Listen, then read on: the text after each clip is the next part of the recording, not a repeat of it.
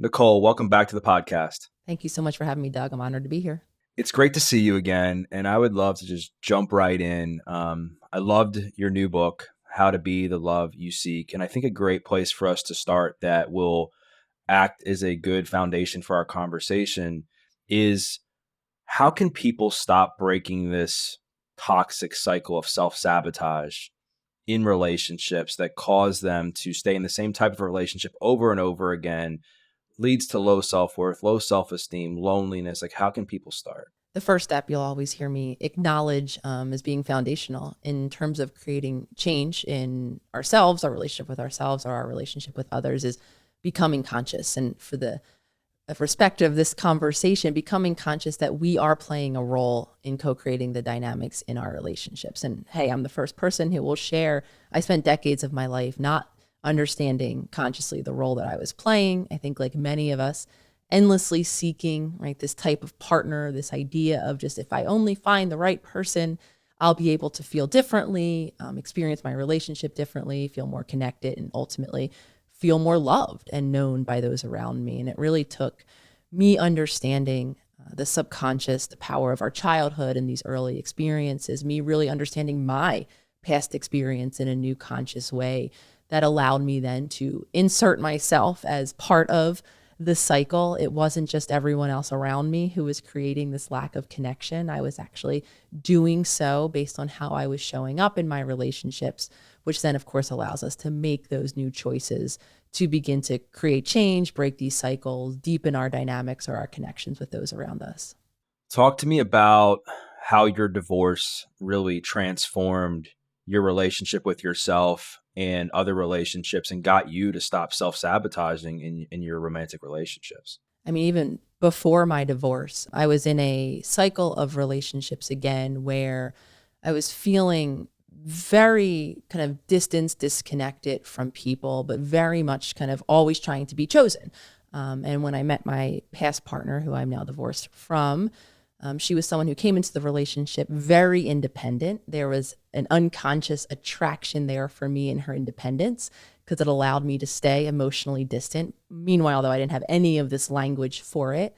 And at the same time, she very early on would share her past relational experience with me, telling me, that she wasn't one that was going to consider marriage. And then before long, we were actually talking about taking that commitment into marriage. So sharing that, just a bit of that background, I felt excited. I felt chosen. I felt what I thought it was that I was looking for. So I very quickly, we actually had to fly out of state because it wasn't legal to get married same sex where we were living in New York at the time. So we booked a flight, we went, we got married.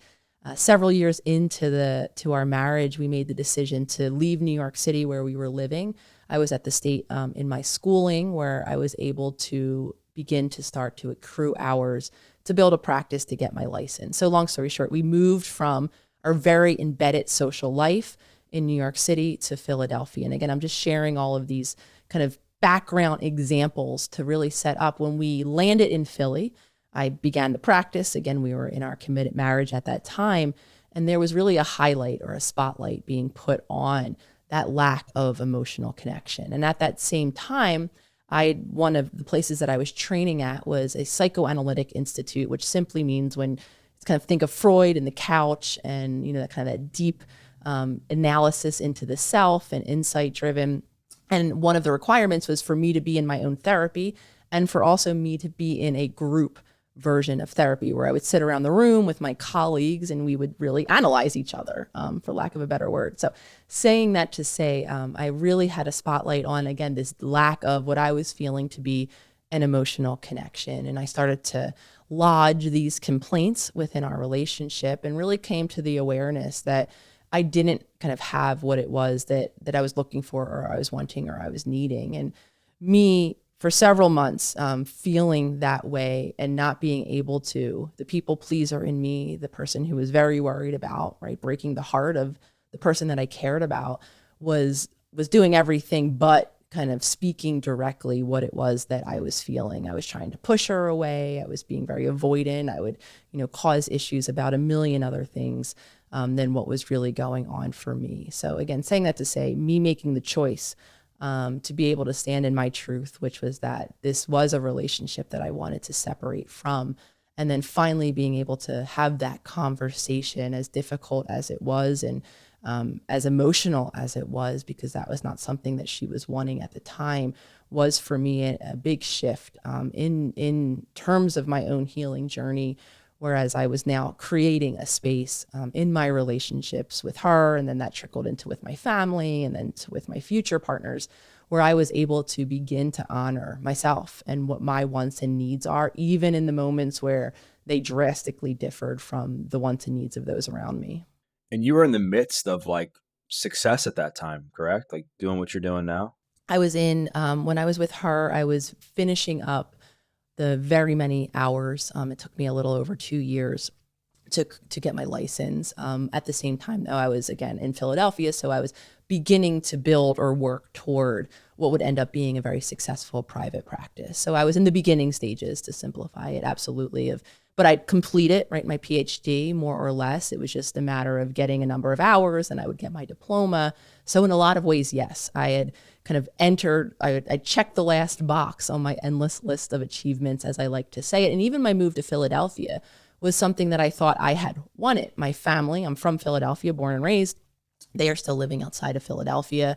I very much thought I was going to be a city girl for the rest of my life. So in a lot of ways, I was creating from where I was living in proximity to my family to what I was doing. In a lot of ways, I was, yes, very successful in that external sense. I saw you take was it your dad to the Eagles? Was it the Super Bowl or a playoff game? What Yes, was it was that? the Super Bowl. What was that like? So again, my relationship with my family, within my divorce, that really kind of set some dominoes in kind of movement. And after a lot of rearranging of dynamics in my family, me setting a lot of new boundaries, me even taking time away from my family for the better part of a year and a half, and then reconnecting, repairing, exploring all of these dynamics. The relationship that I now have with my family and with my dad included is, in my opinion, much more authentic. I have much more space to be myself, to share my perspectives, which on many occasions are different than his perspectives, and to kind of relate in a deeper level. So when the Eagles, we've always been a Philadelphia family and cheered the Eagles on. My dad actually has season tickets, so that's something that he and I have done together. I've gone to many games with him. When I heard not only that the Super Bowl was out here in Arizona, where I now live, and that the Eagles were in it, it was kind of a no-brainer. That my dad is now upwards of 86 years old, and I just lost my mom a little over 2 years ago. So it was a no-brainer that I wanted to be able to gift my dad and myself, in a lot of ways, that experience for us to go and do that together. So being again in a much more grounded place with each other, doing something that historically we had loved to do together, and with my mom included. My mom was a huge Eagles fan. It was a very emotional experience and a very fulfilling one. So I'm so grateful that I had that opportunity. That's amazing that things come back full circle, and that you're able to do things like that for your family, where before, it's like you said, like you were working on healing the relationship with your family and coming to terms with a lot of the stuff that happened when you were younger, and reprogramming your mind and changing your patterns, and to stop this self-sabotaging cycle in relationships, so that you can learn to have these healthier relationships throughout the course of your life. And it's just really cool that all of that kind of comes back full circle, and you're able to take your dad to this event that I gather was probably one of the most meaningful moments of his life. Yeah, and even it coming full circle, if I'm being honest, I didn't know when I made that most difficult decision to separate from them, however many years ago that it was. I wasn't actually sure what would happen next. I had a lot of concern about how it would be for them, for me to, seemingly so abruptly, from their perspective at least, separate from them. So when I did that, I really walked into the unknown, though at that point I was grounded enough in my own healing that I knew instinctively that I needed to create that degree of separation so that I could continue to explore myself and, figure out how to be an individual and even who I was, so that in time, when I always kind of anticipated and had wanted a relationship with my family. So in time, when I did make that choice to reconnect, And if they were to be open, which I was very grateful that they were open to it, I was also very grateful to hear that my leaving kind of inspired them in a lot of ways to begin to explore their own dynamics. And they had entered family therapy, and that's where we reconnected. So again, sharing that to say, I didn't have the future awareness of what would happen at that time. And actually, I had a lot of fear about what could happen in terms of health with my aging parents when I was, disconnected from them. I had a lot of fear that they wouldn't be welcoming me and a reconnection. And I had a lot of fear, again, that they would be exactly right where we had left. And it would be really difficult to create the shift. Though what had changed in the interim of that about 18-month period was I continued to grow in my own confidence and my own security and my own kind of belief that regardless of what I was met with, the door slammed in my face, if you will, and or them being exactly as I left them, I had a lot of confidence then that I could figure out how to navigate, continuing to keep the boundaries that I need, continuing to, as you're beautifully saying, not self-sabotage or engage in acts of self-betrayal, and continue to bring what I needed into that relationship without requiring them to do anything differently. And of course, the gift was not only were they open and willing, they had beautifully began their own individual work. And now, several years later, we've truly been able to evolve all of the different individual dynamics within the family, as well as the whole dynamic. So the most difficult decision, with a lot of fear really on the other side of it, I think really benefited all of us in a lot of ways. How has improving the relationships with your immediate family impacted your intimate relationships? Oh, I mean, again, like dominoes. Whenever we're able to, our family is for a lot of us the hardest place to create change. The dynamics are embedded in us. I mean, in very many ways, and I write about this in How to Be the Love You Seek.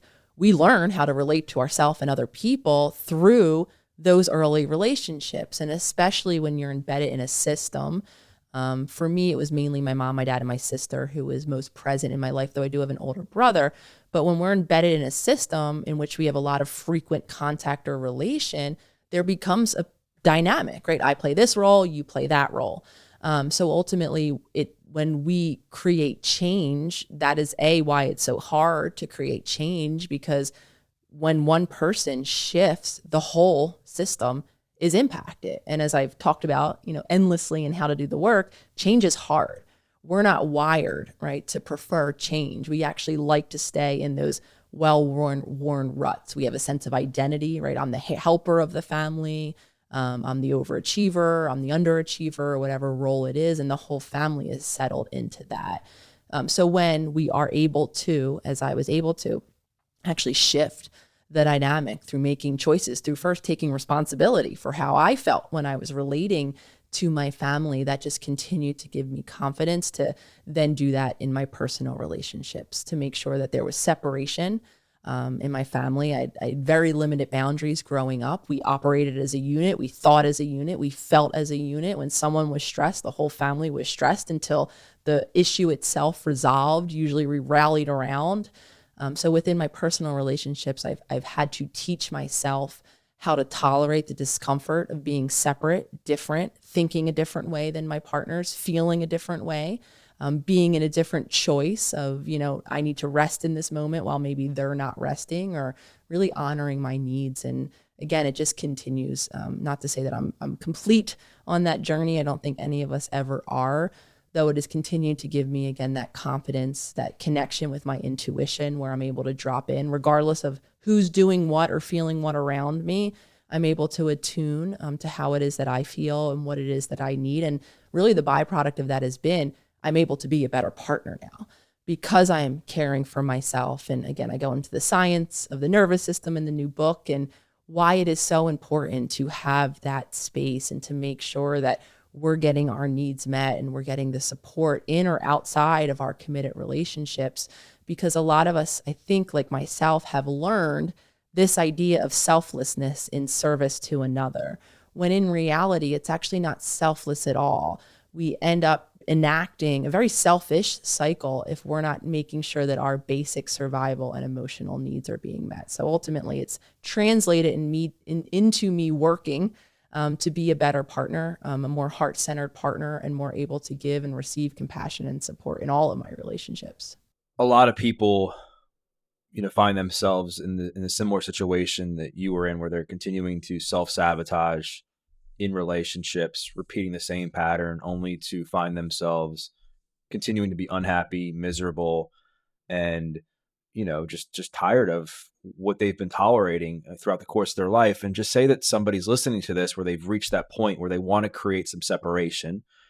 They want to change, even though they acknowledge it's going to be hard, but they don't know where to start. I know we talked about at the beginning that the precursor for addressing these self-sabotaging cycles is to become aware of why they happen. Let's just say that somebody has started to develop some sense of awareness. Like, how can they start to then work on those patterns so that they can stop the cycle of self-sabotage in future relationships? First, I think it's really important to celebrate that awareness. So many of us live unconsciously, and with that awareness, oftentimes comes a lot of feelings, a lot of grief, a lot of anger. Once we see, again, these patterns that we've been reenacting, we often feel a million different ways. So I don't say that lightly when I say take a moment to acknowledge that shift into consciousness. And I think it's also important to expand that practice of consciousness, not to only know where it came from, to be able to kind of be that hovering presence in our own mind in real time, to see ourselves beginning to go down those self-betraying, self-sabotaging, or whatever pathway, whatever dysfunctional pattern it is. Because if we're not seeing in real time, we're not going to be able to give ourselves the opportunity to take that next step, which is, as simple as it may sound, beginning to break those patterns by making new choices. And this is what I would see historically in my clients, where I used to practice much more traditionally. I would work with people who had an endless amount of self-awareness where things came from, though in real time, they were just so dropped into that autopilot, reacting in that habitual way, and then feeling very shameful after the fact, and likely coming into session with me next week reporting more of the same. So expanding the ability to be really present in real time when we're seeing, right, all those thoughts going through our mind about how we should show up, maybe in service of someone else, even if we know we don't have the time, attention, or emotional bandwidth to do so. If we don't see in real time, chances are we're going to overstep our boundary in that moment and show up anyway. However, if we're able to, in real time, kind of feel that instinct, see those thoughts in our mind, the shoulds, feel that instinct in our body, then we can begin to make new choices to break that habit. Though the caveat here is we have to be in our body, because there will be discomfort that comes when we make new choices. We'll have all of the guilt-inducing thoughts in our mind. We might actually feel uncomfortable in our physical vessel, in our physical presence, right? We might start to feel that tension or the kind of impact of the stress, all of the worries about disappointing. And this is, again, where I think until we include the body in a conversation about creating change, many of us aren't able to. We'll, over time, begin to pay attention to the guilt. We'll take back the boundary that we set. We won't be able to physiologically tolerate the discomfort in our body. And before we know it, we're right back down those old habit pathways. So seeing is half the battle. Seeing in real time allows us to make new choices. And then we really do have to create new ways to cope with our racing thoughts of guilt, with the discomfort in our bodies that we're feeling when we're doing something new. This is where the somatic or the body-based practices are so important, because anytime we do something new, our body is going to feel stressed by it. And sometimes we're even met with reactive resistance from someone else, where we're told, right, that we shouldn't actually be doing that, or we're made to feel a way that's just too uncomfortable for us to tolerate. How do you recommend somebody going about that and working on regulating their nervous system? Because I think what happens is they'll hear stuff like this and they're like, you know what, this is so important. I got to do this. I got to work on stuff on my own. But when the work I think really counts is like when you're like on that next date, or you're at that next family dinner and somebody's on a date, you're not feeling it. They're like, hey, I'd love to see you again. You're like, oh, me too, right? Even though deep down you're like, I don't like this person. I have no romantic interest in them. But again, it's like that cycle repeats because that person is just too nervous to speak their mind. And I don't think they can just be like, well, let me go walk outside and like meditate and then come back. Like, what can somebody do in like real life situations to be able to control themselves to make a different decision? I really appreciate you, Doug, kind of highlighting the reality of this, because you're right. We can't just kind of recollect this conversation. Dr. Nicole said, do all these things. And the next time, flash forward on this date where couldn't agree with you more. When many of us are meeting or creating a relationship with someone new, so many of us are more focused on them. What are they thinking of us? Oh, they want to go back out with me again? Okay, the people pleaser in me says yes, without attuning to the reality of, wait a minute, I'm not vibing this. This isn't something I'm interested in. And so I appreciate you highlighting the reality of it. And this is, again, where the important practices, in my opinion, have to become foundational, meaning outside of those moments of acute stress. We have to attune to the fact, as simple as it sounds, that we are in a physical body. Our certain aspects, our breath, our heart rate, our muscle tension changes as we're becoming stressed. And as we're becoming more and more stressed out, the more likely it is to end up saying yes when we mean no, to end up overstepping our limits when we know instinctively that we don't have the ability to do that. So I think about foundational practices in terms of nervous system wellness. And a lot in this new relationship book is about taking care of our physical bodies so that in then those moments, I can become more responsive as opposed to reacting in those old ways, which means tending to my nutrition, making sure my body is getting the nutrients that it needs, and avoiding inflammatory foods that stress out my body, making sure that I'm sleeping well at night or I'm getting the amount of hours that I need. On the other side of that, making sure I'm moving to release the tension, really attuning to my breath and making sure that my cells are getting the oxygen that it needs. Because we have to, I believe most of us as adults, and I know this maps onto the work you do, we have to teach our body how to deal with uncomfortable emotions, stressful and uncomfortable emotions, or else we will rely on those older habitual ways of doing it. And unfortunately, we have to build those foundational practices consistently and daily so that we can begin to notice, right, as my muscles are beginning to clench and my heart rate is beginning to elevate, before I cross that point of no return at this hypothetical date, I have to be attuned enough with my body, and I have to be able to move from stressed to more calm and responsive so that I remember this beautiful conversation, these new tools, and more so that I'm actually able to make that new choice in the moment. I know there's various protocols out there for like regulating the nervous system, and obviously there's protocols on fitness and there's nutrition information. There's all this stuff that people can follow or just try to figure out what works for them. I think the thing that really gets in people's way, and it's certainly gotten in my way over the years, is these subconscious thoughts that are just ingrained in our mind. It's like, all right, like if I stand up for myself in this moment, like, are they not going to like me? Am I going to be lonely? What are they going to think of me? What are they going to say about me online? Like whatever the thought is, or will I ever meet somebody? Or, I mean, again, you could say a million things. Have any practices worked for you or with your clients, or that you recommend even in your community, for like exercises that people could do on a regular basis to like reprogram the thoughts that run through their mind consistently? What's most important, I think, is to understand that the thoughts don't just live in our mind. The thoughts, especially when we're talking about these deep-rooted beliefs, they're actually ingrained in our body and based on our very real lived experience, right? Which means, being the social creature that we all are, we need other people. In childhood, we need other people to quite literally sustain our physical life. We need other people in terms of emotional support. We're wired to need other people. So it's no surprise that even the way you were able to so quickly, right? Are they going to like me? Or what are people going to say? Am I going to be ostracized from the group? It's no coincidence that your mind and many of our beliefs, right, go back to how well we'll be accepted or belonged. I don't know if that's a word, but I'm going to make it one. Belonged to a group, and or on the other side of that, how likely it is that we'll be rejected. So we need other people. So that feeling of being socially rejected or ostracized, actually there's studies now in the brain where it activates a physical pain pathway. It actually hurts us.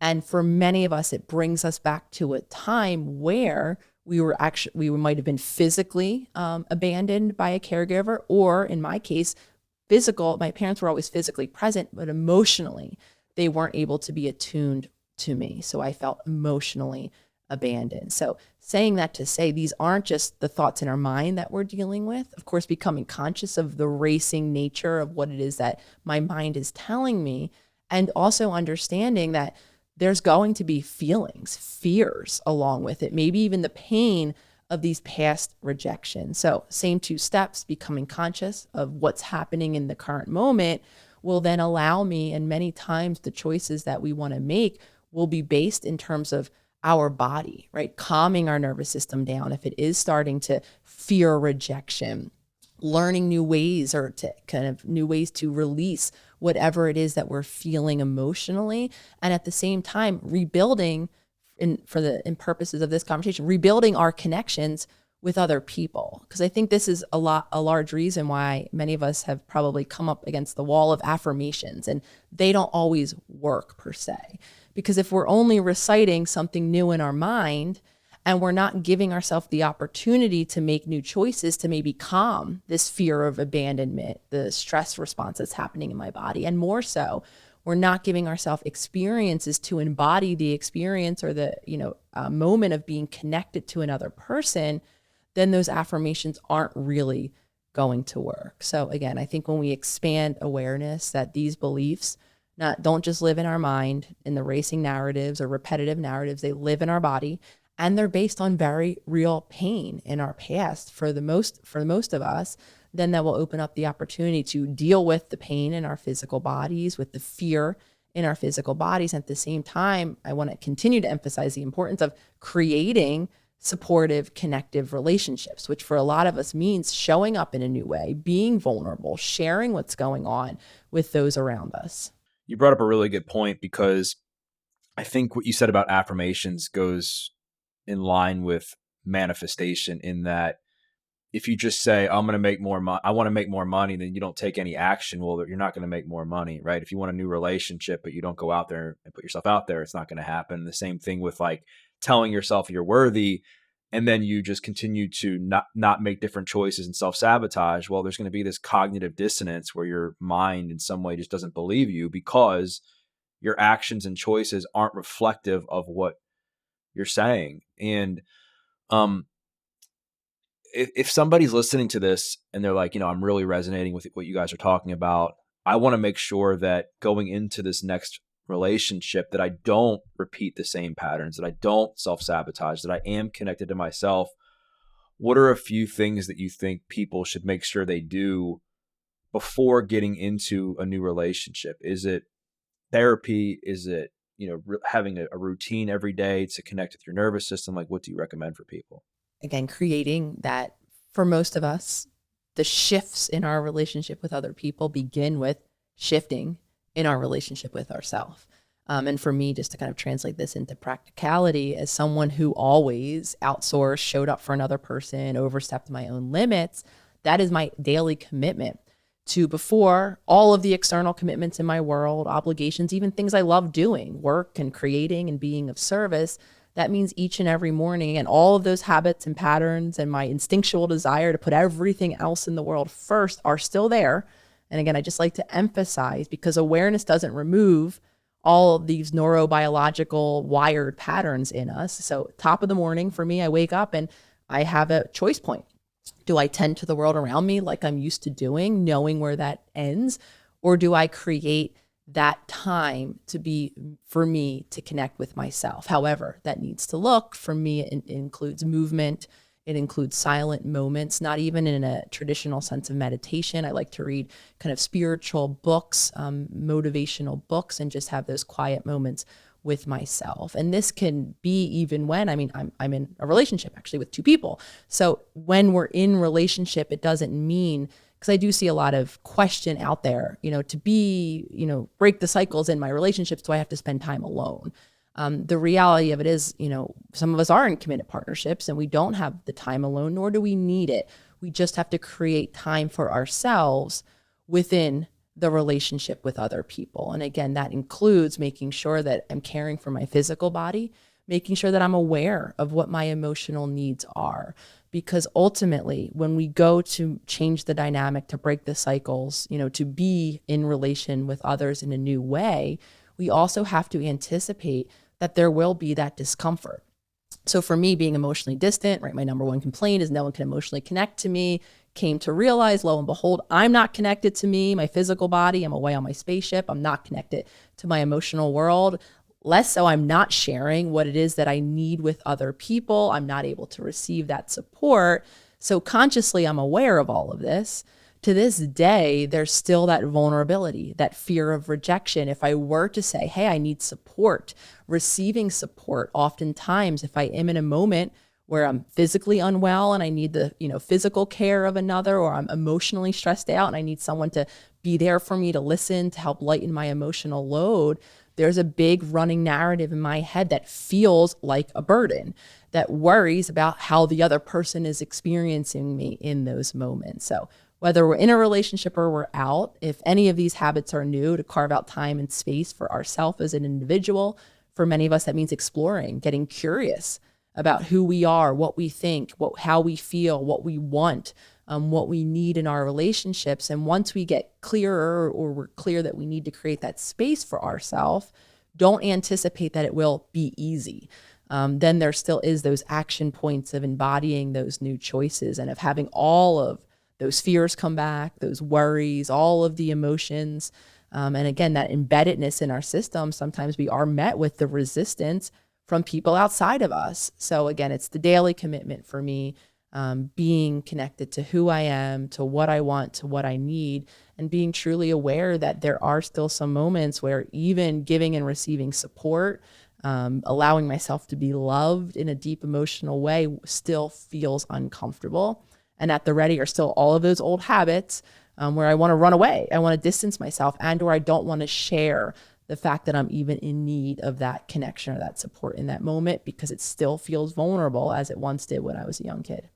I'm really glad you brought up that, you think people need, sometimes people will hear, I need to be single to like heal and work on these patterns and stuff, because I know I've heard you say that like relationships are our greatest teacher, right? And I think a lot of times this self-help work gets misinterpreted by people where they assume that they have to be like fully quote unquote healed in order to start dating somebody or putting themselves out there.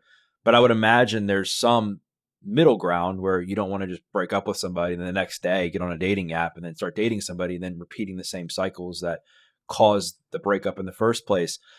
How can somebody know if they've quote unquote done the work and they're ready to pursue another relationship where they're not going to repeat the same patterns? I appreciate this question, because I do, again, think a lot of us are unsure of when to get in a relationship, and or we could get to this state of, oh, okay, I'm calm, I'm grounded, I know what I want, I know what I need, and then I do go find or connect with a new relationship, and here come all of those old patterns, which is why, you have heard me say on many occasions that relationships are not only our greatest need, they are our greatest teacher, because a lot of us, think we're healed, to really simplify it. And then we start to relate to those around us, revisiting older relationships or creating new ones. And we're met with those challenges.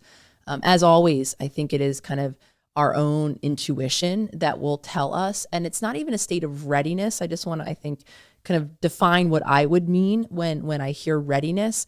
Are we in a stage of developing the trust with ourself to navigate the uncertainty of relating with another person? Because I don't think I have yet to find this elusive place of ready. I think ready really means, can I walk into the unknown of revisiting a past relationship like I did with my family, of creating a new relationship, of getting to know a human who's different than myself, different perspectives, different lived experiences, different wants and different needs. And can I stay grounded in myself, not lose myself in this relationship? And can I stay grounded in my responsiveness in moments where we are at odds, where we disagree, where we have different wants and needs in any given moment? So I think if we redefine readiness, it's not necessarily a state, it's a state of internal self-confidence, self-security, where I can continue to navigate the uncertainty, the stress of relating to another person. I can responsively navigate these moments of disagreement or of conflict. I think that can be an indicator then, much like I was sharing in my story with my family. I was starting to become confident in my own ability to set limits, to stand in those limits, and to tolerate the discomfort of moments of misinterpretation, misunderstanding, differing wants and needs. That allowed me then to feel quote unquote ready to re-engage. I know one of the things that causes people to self-sabotage in relationships, and I think you've kind of alluded to this throughout the conversation, is the inability to speak up for ourselves and to effectively communicate what we need in moments during relationships. And let's just say that somebody is dating somebody, or they're in a relationship and they've realized that, you know, they're ready to pursue this thing, but they notice there's some work that needs to be done, and they want to communicate that either to the person that they've just started dating, or their partner they've been in a relationship with for a while. I think it's tough because, especially on a first date, if you lead with, well, I have all this trauma, all this stuff, that's going to, like, I think push somebody away, because they're like, wait a second, I just met you like 2 minutes ago. Like, why are you sharing all of this with me? And then the other extreme is somebody being afraid not to say anything. And I think obviously there's a middle ground where you want to be able to, convey your, quote unquote red flags to somebody and what you're working on, so that they can be aware of it and you can work together. What's your advice on and I know you don't like the readiness term, but if you were just to give like some general guidance on how to communicate that with somebody, like, how would they start? The first thing I would want to say is and emphasize how important communication is. So many of us enter into relationships with this idea or expectation that people should just know, right? The right person will just know how to relate to me, how to connect with me, know all of this without communicating. Even more so, I think a lot of things are left not communicated at the start of, especially if it's a kind of romantic partnership where there's an idea of a future which might include marriage or not marriage, which might include children or not having children, or of an actual geographic location where you want to live this hypothetical future. I think a lot of us, because of fear, maybe before even fear, some of us aren't even connected to what we want and need in those areas, or are imagining for our future of our relationship. And or if we are aware, few of us are feeling comfortable enough to communicate that, in fear of having that immediate rejection, having one say, oh, you want children? Well, actually children aren't aligned for me, and this might not then be the relationship. But things like that in terms of core values, when I'm thinking about red flags, I think those are the things that can be communicated more early on, especially if you're, exploring a long-term relationship, or that's the context of the relationship that you're pursuing. Back to this idea though of, our childhood and kind of unloading all of the stuff that happened, I think that there has to be an emotional kind of connection built to allow the safety and the security for that to naturally then become part of the conversation. So it might not be on the first date where you're getting to know someone and you're sharing all of your deepest, darkest, though as the relationship begins to build and there's that emotional connection that's being created and being deepened, then of course you want to begin to have those conversations. To have those conversations though, my suggestion would be not in a moment of upset. Not when you're screaming and yelling, or there's a disagreement, or you're in a fight or in a conflict. And that's when a lot of this comes out, not at a grounded moment. And when we're on a much grounded moment outside of these active nervous system activating moments of conflict, when I'm calm and grounded, more so when my partner to whom I want to communicate these things is also calm and grounded. Because if I'm in a reactive state, I'm probably going to say and do the communication in a way that's not going to be received well by the other. And if the other who I'm communicating with isn't in a calm and reactive state, even if I'm at the ready and I really want to have this conversation tonight, and you come home from a really stressed out day at work, maybe nothing to do with me or our relationship at all, but if you're in that survival brain, you're not going to be able to responsively hear these emotional communications. So making sure, again, that these are happening at a time where the communication can actually be given in a calm and grounded way, especially when they're of an emotional nature of what happened to us, and or when the other person can hear. Though I think to emphasize this entire conversation, it is important at some point to share, especially when it's going to impact our relational dynamics. It is important to begin to speak about what patterns we see in ourselves and to be open to hearing, even if it is difficult, what patterns are happening in our partners. It comes back to just the massive importance of learning how to regulate your own nervous system when having difficult conversations, when doing something new, when like changing the way you talk to yourself or changing the way you talk to others. I mean, it all translates into various parts of our relationship with ourselves and other people.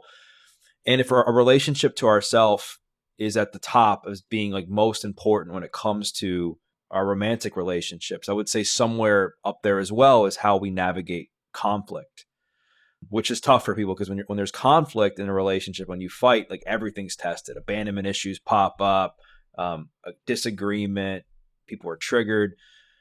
What have been some things that have worked for you? Like, in the past, you're in a relationship, like you said, with two different people. Like how do you, like, what are some of your best practices for navigating conflict in the relationship that you're in? One of the biggest mental shifts, though also mapping onto to my body, is understanding that conflict is natural. Coming from a household where hard things weren't talked about, they were swept under the rug. I was very secretive. I didn't share my perspectives, opinions to even allow for conflict. And when there was upset with my mom in particular, when she was disappointed or, didn't like the way I was being, was angering her in some way, she actually would shut down and give me the silent treatment, which again, in childhood, when your core caregiver is disconnected from you in that way, it does bring up all of those feelings of abandonment. And the byproduct, usually what happens is we modify. We stop saying, as I did, I became very secretive. I didn't share much of anything that might cause that upset and then that related disconnection. So for a long time in my relationships, I had assumed conflict was to be avoided. It was an indicator that the relationship was going down the wrong path, and or when there was distance, right, disconnection in our perspectives or beliefs or needs in any given moment, I would automatically go back to that childhood self where I would feel very threatened, I would feel very nervous and anxious, and I would more often than not say or do things to end the conflict, even if they weren't in alignment with what I really believed with, or what I really was feeling, or what I really needed. So saying that to say, really coming to understand, and I think a lot of us come from families where conflict is either eruptive, and it feels really scary to, even engage with, or results in disconnection. I think very few of us have learned that conflict is normal. And again, remember that learning doesn't just live in, oh, okay, well, conflict is normal. We have to teach our bodies in those moments how to navigate those moments of disconnection, of conflict, and of disagreement. And what we're really talking about, probably of no surprise to listeners at this point, is our nervous system. Because when we're at odds with someone, when we're hearing a different perspective, when we're hearing a different emotional experience about what's happening, when we're hearing different needs, often what's being activated is our threat response, our nervous system, which is why so many of us can so easily become mean in conflict, or either because we're saying and doing things that are mean to another person, or we're disconnecting and removing ourselves emotionally from this person that we care about. Because the reality of it is, in conflict, when our nervous system is activated, we're physiologically driven, meaning that person is not the person that I love anymore in this moment. They are the threat at hand. So we almost delete the humanity and we lose our ability to be connected to our heart, to be compassionate, to remember that we actually do care about this other person and their wants and their needs, and that we do want to negotiate a way to move forward that can work for most of us. So again, understanding that conflict is natural is half of it. We have to teach our body in those moments how to be calm and regulate it so that we can actually hear another person's perspective, even if it does differ from our own, especially when it differs from our own. So that we can continue to be responsive and show up in an active, compassionate negotiation where we're able to hear what they want or what they need, where they're coming from, how they're feeling, and also factor ourselves in without, again, becoming combative or becoming disconnected, as many of us do. And I would imagine that would also be a great time to say to somebody, hey, listen, I just need to take some space. I need to take some time to go think about this and come back to a place where I can have a conversation that's going to be productive. And that's where you can do some of these nervous system regulation techniques, or even if you wanted to schedule like a session with a therapist or whatever you're working on. Like, is that like the thing that you would recommend to somebody? Beautiful. 100%. Though, again, The caveat being, well, first and foremost, even going back to this idea, as I think some of us have, right? Don't go to bed angry. Don't walk away from a conflict. I actually think what you're sharing right here, Doug, is that is not the, in my opinion, helpful advice. There are moments where, especially when we're in that survival brain, and the person that I'm in conflict with is also in that survival brain, the best thing we can do for the relationship is actually to walk away in that moment, maybe overnight, however long it takes to become calm and grounded again for both parties, right? Because I might regulate sooner than my partner. And if they're in a dysregulated state, we're not going to be able to have that present conversation that I was describing earlier. Now, the caveat here is, what are you thinking about in those times away? You could have all the tools. Oh, I'm going to go take a walk. I'm going to go do some belly breathing. I'm going to meditate. I'm going to stretch, whatever it is I'm going to do. If when I'm doing those things, I'm rehashing the argument, chances are not only am I going to keep those emotions alive in myself in a dysregulated state, I'm probably going to come back with more of a court case, as I like to call it, about why I'm right. So being aware of where my attention is in those moments where I'm calming my body down. And if I do start to rehash the argument or think about what they said or what I could have said better or different, I'm going to say as soon as we get back to this conversation, rehooking or refocusing, I should say, that attention, unhooking it from the endless thoughts in our mind, which are just reflective of the stress in our body, and focusing our attention on our breath, on whatever it is that we're doing, on our sensory experience of our environment or somewhere else entirely, because then we actually give our body a chance to become calm and regulated and grounded. And then, like I said, not only committing to repair, not just sweeping it under the rug like many of us have been learned to do, but coming back for that moment of repair when we're grounded and when the other person is grounded too, and honoring the fact that it might take partners, friends, loved ones a longer amount of time to enter that repair phase, to be in that calm, grounded presence so that we can actually calmly talk about what it is that happened. So I know you just mentioned that people shouldn't focus on the argument per se. They should focus on their breath and their body and really calming their nervous system. But is there anything that they should like put thought into as far as like re-entering the conversation? Like, what are they going to say differently that's not going to, upset their partner, not going to upset themselves? I think, and I give some of these tips and tools in How to Be the Love You Seek. I think it can be really helpful when we're thinking about, if we do want to construct, especially if this is new language, new communication, to maybe think about what it is that we want to communicate. And I think what's unhelpful to do is to focus on the other person, right? Using you-based language, focusing on what they're doing or not doing or what they've done in the past.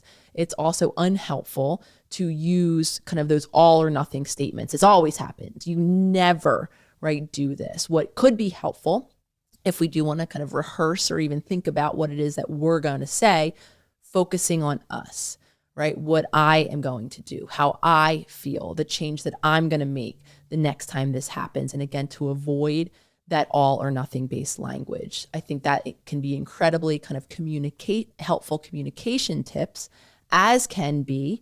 My book talks a lot about the power of the heart, and the power of, being in that grounded, compassionate, loving state.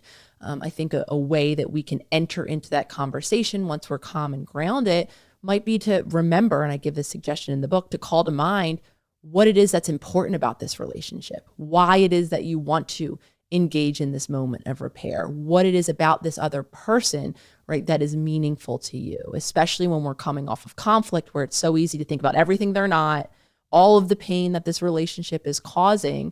If we're able to ground ourselves in our heart, right, and sometimes that means calling to mind, what is something that is important, that is a value, that is something that you see in this person or you do want to continue. So I think being grounded more in those heart-based, compassionate intentions can help then shift the energy of that communication, in addition to using those helpful communication tips. Bringing everything full circle, and as we enter into the final stages of our conversation, there's a lot of people that are just angry. Their hearts have been broken. There's just a lot of anger that's just pent up. I mean, I've seen some of the comments on your posts of people that have just been hurt and have been really, damaged in relationships, and they're upset. They have no hope for romance anymore, and they've just lost that ability to connect to their heart, and it's just filled with anger. you talk about this in your book, but just in the few minutes that we have left, like what advice do you have for somebody who is just in that place? They're that person who's commenting on your posts that they're just angry and just sick of these unhealthy relationships and unhealthy, family relationships that have just gotten their heart completely crushed. It's important to honor that anger, in my opinion. We feel anger. Anger is an evolutionary emotion that signals when our needs are unmet, or for many of us have gone unmet for a lifetime within our relationships. We haven't had time or space or someone to care and connect, and we might have been that person, right? Engaging in those acts of self-betrayal. Anger is also a signal that our limits or our boundaries either are being or have, again, for some of us, a lifetime, have been crossed. So it's so important, as we're healing and as we're becoming conscious of all of the patterns within our relationship to ourselves included, to honor the very real nature of our anger. Anger is one of those complicated emotions as well that often has other feelings entwined with it. Anger and grief can easily go hand in hand. Not only am I angry about all these unmet needs and overstepped boundaries, I'm actually grieving all of this relationship and this experience and this connection and this care and this love that I didn't have. So again, making space for the anger, not invalidating it, not sweeping it under the rug, not trying to bypass it by just trying to think our way or affirm our way into not being angry anymore, actually creating this space to feel it in our bodies, not just to know it in our minds that I'm angry, to sit with the very overwhelming physiology of anger and of grief and of all of the different complicated emotions that get wrapped up in it, and allowing ourselves to find a new outlet, to allow it to release. And for some of us, that can happen as we zoom out on our own experience and see even the moments where we've hurt ourselves or we've hurt other people, and compassionately expand that awareness to understand that it wasn't our intention. It was often a result of these habitual patterns, being in survival mode ourselves. And I think as we heal and we understand our own patterns and our own past and nervous system dysregulation and how that causes us to delete the humanity in someone else, I think some of us then can zoom out on even those of us in our relationships with even those of us that have hurt us the most, right, by what they've done or what they haven't done. And some of us are then able to allow in, not to delete our anger, that will still be part of our experience, though also to allow in maybe a compassionate awareness that it was never about us at all, what it is that has happened to us, that it was, again, their inability, the people who have hurt us, that is, and their own nervous system dysregulation and their inability to tolerate their own emotions and to remain responsive, that caused the hurt. Now, of course, that doesn't mean that some of us make the choice to continue relationships with some of these humans that have hurt us, though I think it will allow us to shift over time, not immediately overnight, our own experience of anger, of being able to forgive ourselves for what we've done in these cycles of self-betrayal, in these cycles of anger and dysregulation, and sometimes being able to forgive another, even if we don't, of course, actively, or if we're not safe to engage in a continued relationship with them. Nicole, this has been awesome. Always love talking to you. Thanks again for coming back on. I'm excited for people to listen to this and to also to get your new book. So if people want to buy the book, if they want to connect with you, if they haven't already, where's the best place to do all that stuff? Thank you, Doug. As always, I love connecting with you. I love connecting with your community. So thank you to all of you listening. Anyone who is interested in the book itself, it is likely available wherever you buy books. Most major book retailers should have some copies on stock. I do have a new website that we just put up, howtobetheloveyouseek.com, that has some information on some retailers here in the States at least. Any other access to these information, this incredible community. At this point, we've expanded our social media reach across all of the different platforms. Of course, it all began on the Instagram account, the.holistic.psychologist, though we now have a TikTok, a Twitter, a Threads, a YouTube, all a version of that Holistic Psychologist handle. So come join the conversation, and more importantly, in my opinion, join the incredible community on any of those platforms. Amazing. Well, I'll be sure to include the links to that stuff in the show notes. And thanks once again for coming on. I think the audience is going to get a lot of value out of this. Of course. Thank you again for having me. Thank you so much for watching. If you like this video, I really think you're going to like this video as well. I'll see you there.